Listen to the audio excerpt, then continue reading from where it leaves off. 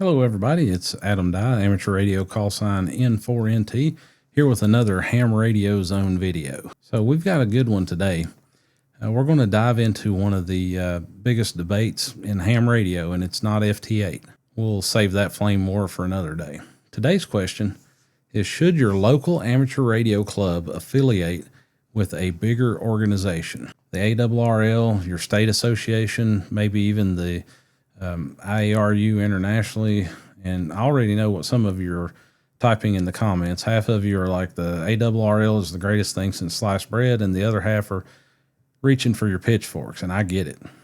People have feelings about this, but here's the deal. I'm going to break down all the levels, all three levels of affiliation, and talk about what your local club already brings to the table on its own. Honest pros and cons for everything. No cheerleading, no hit pieces. Whether you're a brand new club figuring things out or a 50-year-old club wondering why are we still paying for this, this video is for you. So let's get into it. Here's the roadmap. We'll start with what affiliation actually means, and then we'll talk about what your local community club already does on its own, does well, and we'll speak generically about this. I'm not going to name, other than maybe the ARRL, when we start getting up to the higher levels, I'm not going to name specific state clubs or anything like that. Some states don't maybe even have them. But we'll go by levels of state associations, the ARRL and the International Radio Union, for each one, the good, bad, and the stuff nobody tells you. And at the end, we'll do a comparison of each one of those decision-making questions. All right, so fundamentals first. What does affiliated actually mean? Because it sounds fancier than what it is. Basically, your club signs up with a bigger organization. It meets some kind of requirements, pays some kind of dues, and in return, you get access to their resources, programs, and support network, and that's it. You're not giving up control. Nobody from the ARRL is going to parachute into your Thursday night meeting and start rearranging the chairs. You still elect your own officers, you set your own agenda, and argue about whether to buy a new repeater or fix the coffee maker, the important stuff. Think of it less like a merger and more like a gym membership. You're paying for access to equipment or programs. Whether you actually use these things or not, well, that's on you. So there are three main levels of affiliation, and they are about as different as HF, VHF, and microwave. Same hobby, totally different vibes. But before we get into those, let's talk about what you've already got, your local community club. Because understanding your baseline is the first step in deciding whether an affiliation is worth it. So before we talk about joining anything, let's talk about what your local club already is. Because here's the thing that gets lost in the affiliation debate. Your local club is already doing the most important work in amateur radio. There are over 2,800 active amateur radio clubs in the United States. Most of them run on volunteer energy, modest dues, and the kind of stubbornness that makes you want to climb a tower in January to fix a repeater, or February. These clubs are where the hobby actually lives. No affiliation fee, no mandatory membership in anything, just a group of people who like radios getting together. And honestly, for a lot of clubs, that's enough. But let's look at some specifics. The strengths of a standalone club are kind of, they're underrated. Autonomy is the big one. You run your local club your way. Want to do nothing but parks on the air activations? Go for it. Want to build mesh networking lab? Go for it. Nobody's stopping you. There's no parent organization looking over your shoulder going, that doesn't align with our strategic priorities. The personal connections are irreplaceable. I've been in this hobby long enough to know that the best part isn't the radios, it's the people. Saturday morning breakfast with your radio buddies, helping someone put up their first antenna, that guy who always brings donuts to field day. You can't put a price on that. Well, I guess you can put a price on the donuts. Flexible programming means you can pivot on a dime. Last month, someone brought in a software-defined radio and blew everyone's mind. Cool. Next month is a SDR workshop. No committee approval needed. Community service skill development. Low overhead, local clubs punch way above their weight on all of these. The question is whether formal affiliation enhances what you are already doing or just adds paperwork. And this is the most important part. Standalone clubs have real limitations that affiliation can address. Insurance is the big one. And I can't emphasize this enough. Try calling an insurance company and saying, "Hi, we're a group of 30 people who set up high-powered radio transmitters in public parks. Can we get liability coverage? So when they stop laughing, I'll wait. So without ARRL or similar affiliation, affordable club liability insurance is basically a unicorn. Reach and influence. Your city council is considering a new antenna restriction ordinance. You show up as the local ham club. That's nice. Now imagine showing up backed by a state association or a national organization with a century of legal precedent. Different conversations entirely. Resource constraints are real. The ARRL handbook, structured licensing, curricula, contest, sponsorship, these things cost money to develop. Your club of 25 people isn't creating those from scratch.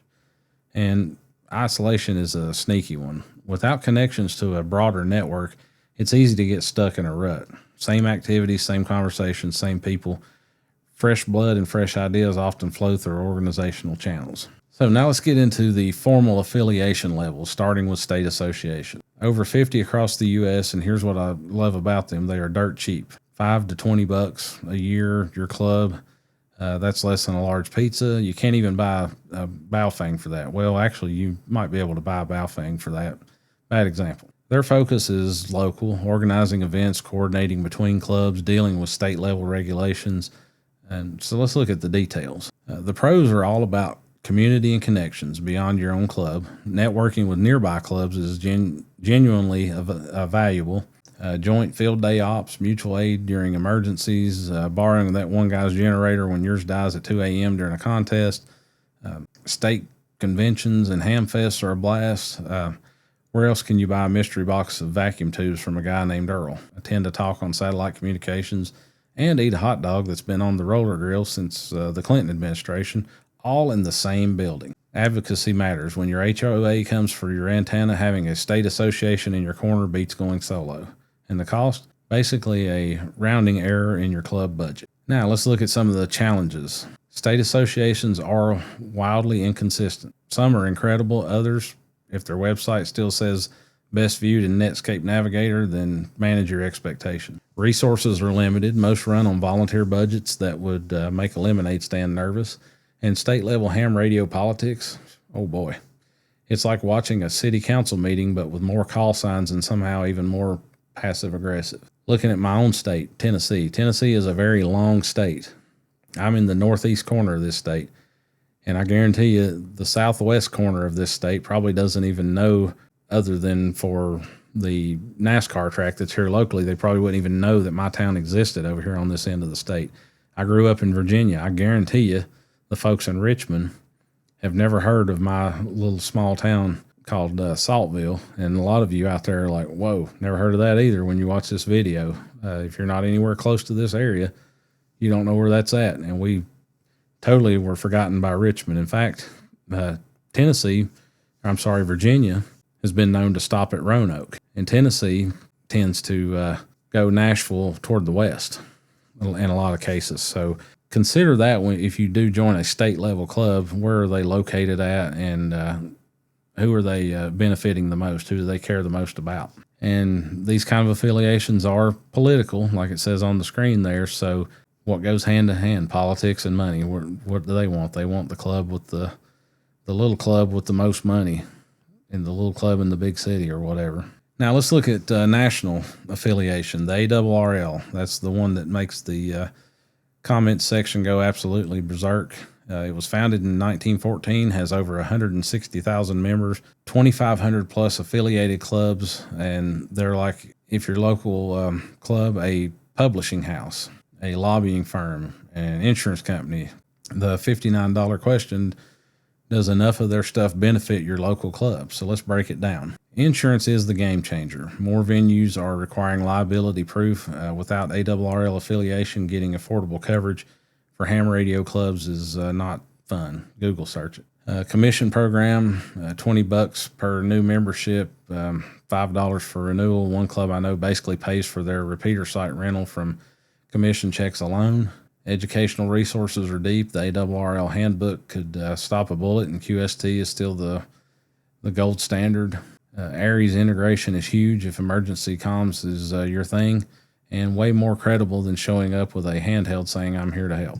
Field day alone turns ham radio into a tailgate party with radios. Nothing gets a ham off the couch faster than a friendly competition and bragging rights. Mentoring programs help new hams go from "I just passed my tech exam, now what?" to actually getting on the air. Special Service Club designation is the ARRL Gold Star for community service. Looks great when you're asking for city meeting space. And advocacy. Love them or not, when a telecom company wants to grab our 3.5 gigahertz allocation, the ARRL is in the room fighting back, and that matters. Now, $59 a year, and if you remember what it used to be, you just winched. But 51% of your members need to be ARRL members if you're affiliated with ARRL. Do the math on a 40-person club where half think QST should come free with their license, and awkward board meeting declining membership is real, from 30% of licensees down to under 20. Not a great trajectory. The bureaucracy can be a lot for a club run by 3 retired guys and someone's daughter who knows how to update the website. Policy disagreements are everywhere, and it's one size fits all. Your QRP hiking club gets the same package as a major metro contesting. So left side, what they want: 51% ARRL membership, regular meetings, elected officers, application, annual renewals. Right side, what you get: mailing lists, insurance commissions, contest sponsorship, section manager support. That's sometimes debatable depending on where that section manager is. Straightforward trade. The real question is whether your club can maintain 51% without it becoming the thing you argue about every January instead of actually doing ham radio. And that has been one of the challenges over the years. Sometimes I think they let you buy a little bit on that if you're somewhere close. All right, so let's zoom way out. Google Earth zoom. The IARU, International Amateur Radio Union. It was founded in Paris in 1925 because, of course, it was Paris. 174 member societies, 3 regions, one very important job: making sure we still have frequencies to play with. The ARRL is actually the IARU member for the U.S. So if you're an ARRL member, you're technically already supporting IARU. But let's talk about why it matters, even if it feels far removed from your weekly 2-meter net. One word: spectrum. Sounds boring, but hear me out. At ITU World Radio Communication Conferences, telecom companies show up with armies of lawyers ready to take our bands. The IARU is our defense attorney. Without them, we'd be having this conversation on CB because our HF bands would be gone. International band plans, license reciprocity, ever operated VP5 on vacation. Thank the IARU. 174 societies with one voice means amateur radio punches above its weight globally. When you're up against companies whose revenue exceeds some countries' GDP, unity is everything. You don't actually join the IARU. Your national society is the member, so the relationship is like your relationship with NATO. Important stuff happening on your behalf, but you're not getting a membership card. Day-to-day benefits for your clubs, basically zero. They're operating at 30,000 feet while your club is on the ground fighting out who's bringing the donut. Decision-making is glacial. 174 societies, 3 regions, dozens of languages. We'll have a position on that by 2029 doesn't exactly get the blood pumping. Try telling your club we help project Spectrum at the 2027 WRC and watch them reach for their phones. Say we got insurance for field day and watch them perk up. The unsexy work is often the most important. Chart lovers, this one's for you. The pattern: state is cheap and local. ARRL is comprehensive but expensive. IARU is technically free through the ARRL, has global scope, low direct benefit, but arguably the most existentially important. The bottom row tells the story, and here's my hot take. If the IARU stopped doing its job, we'd eventually lose the spectrum that makes everything else possible. Remember, you can do more than one. Plenty of clubs affiliate at the state and national simultaneously. If you screenshot one slide, make it this one. 8 questions every club should ask. First 4. What benefits would you actually use? Can you hit 51% without starting a civil war? Does the math work, and does the mission match? Last 4. Will members pay $59 on top of your club dues without staging a mutiny? How good is your specific state association? Do you need insurance? Will affiliation make your club better or just add paperwork? So drop your answers in the comments. I genuinely want to know, and I regularly do response to viewer comment slides, so this could really bring up some great subject matter. I'd like to hear your opinions on it, and I'd be glad to glad to share those in a video. So affiliation is a tool, not a religion. A 200-member club in Atlanta and a 12-member club in rural Montana will make very different choices, and both can be right. Start with what your local club already does well, then ask what is missing. If insurance is the deal breaker, ARRL is probably worth every penny. If regional connections are the goal, your state association might be enough. Be ruthlessly honest about cost versus benefit, and revisit every year or two. Don't auto-renew out of habit. So that's the end of the video. Smash the like button, leave a comment, share. I would greatly appreciate it. It helps the algorithm kind of determine what it's going to do with us and maybe get us out there for some more folks. Check out a link in the description for a book that I wrote on conducting ham radio repeater nets. And until next time, this is Adam Dye, amateur radio call sign N4NT, saying 7-3.